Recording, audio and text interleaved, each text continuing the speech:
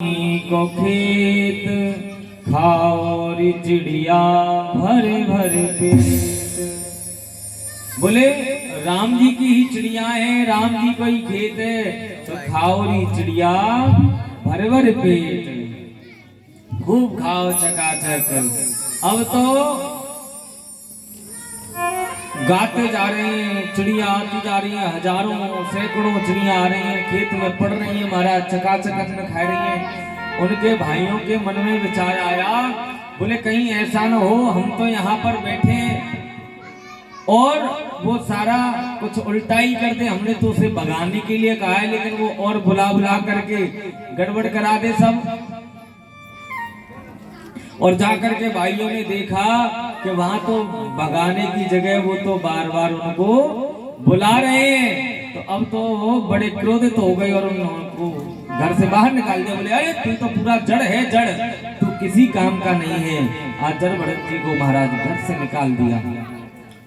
अब भरत जी चल दिए। अब ना तो ये पता है कि कहाँ जाना है और ना ही ये पता है कि कहाँ रुकना है, और एकदमस्त परमात्मा का चिंतन करते करते चले जा रहे हैं। और एक वृक्ष के नीचे जाकर के बैठ गए, बड़ी ही विरक्त महाराज।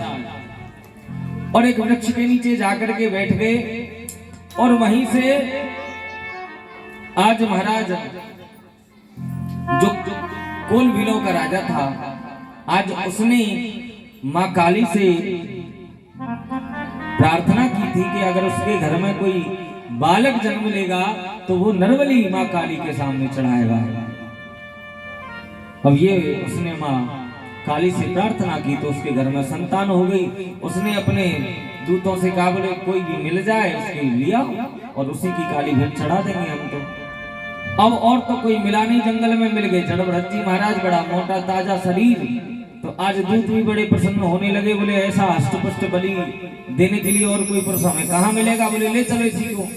और जड़ भरत जी से कहा, बोले चलो तुम्हें हमारे महाराज ने बुलाया है। अब तो न तो जड़ भरत जी ने ये पूछा किस लिए बुलाया है, न ये पूछा क्यों बुलाया है, कहा चलो तो चल दिए खड़े होकर के। उस राजा ने देखा, बड़ा प्रसन्न हो गया। बोले वाह, आज तुमने बहुत अच्छा कार्य किया है। बोले आज तो माँ काली प्रसन्न हो ही जाएगी।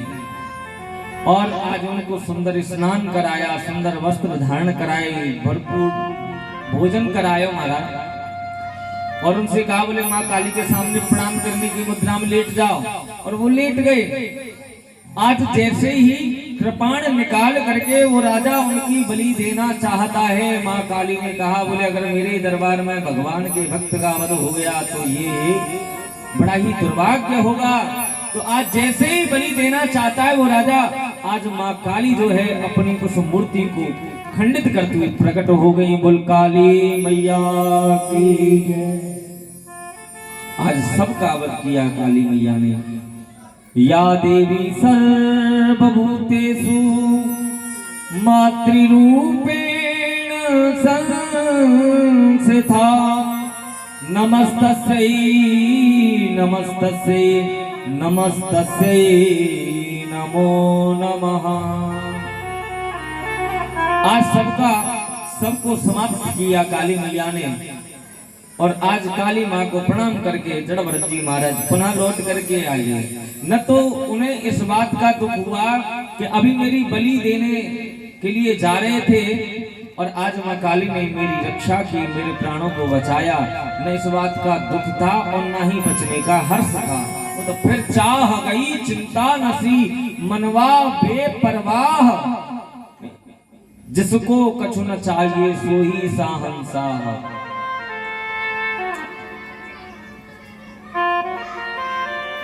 मस्त अपने ध्यान में भगवान का ध्यान करते करते चले जा रहे थे। फिर जाकर के एक वृक्ष के नीचे बैठे।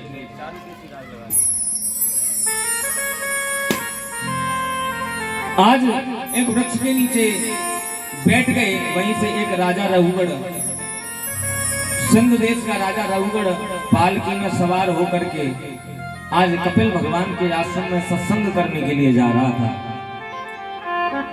आज उसकी पालकी का एक कहार अस्वस्थ हो गया कहारों ने आज विनती की, बोले महाराज हमारा एक साथी जो है पालकी को जोतने में असमर्थ है, अब हम पालकी आगे नहीं बढ़ा सकते।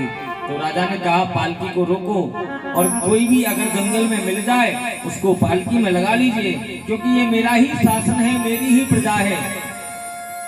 और तो कोई मिला नहीं, जंगल में मिल गए जड़भरत जी महाराज। आज जड़भरत जी को खड़ा किया उन कहारों ने और कहा बोले चलो पालकी में लग जाओ। तो आज पालकी को जोत लिया महाराज, कंधे पर उठा लिया, चलते जा रहे हैं। जड़भरत जी महाराज का एक नियम था, जब वो चलते थे तो 5 कदम आगे देख करके चलते थे कि मेरे पैरों के नीचे आकर के कोई जीव जंतु न मर जाए, क्योंकि मैं ऐसा इस जन्म में कोई भी कर्म नहीं करना चाहता हूँ जिसे करने से आज मुझे पुनः इसी जन्म में दोबारा आना पड़े। बड़ी सावधानी से अपने जीवन को व्यतीत कर रहे थे परमात्मा के चरणों में आश्रय लेकर के। अब देखो कितना सुंदर दृश्य है।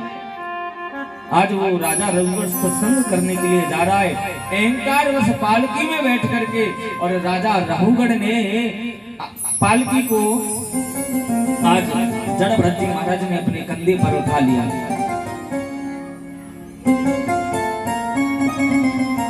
चलते चलते कोई जीव आज जड़भरत जी महाराज के पैरों के नीचे आया, जड़भरत जी उछल गए। अब जब चलाने वाला उछलेगा तो बैठने की महाराज हालत गड़बड़ हो जाएगी। आज राजा का सर पालकी की छत में लगा, चिल्ला करके कहने लगा, बोले कौन धूर्त है जिससे ये पालकी ठीक से चलाई नहीं जा रही है। आज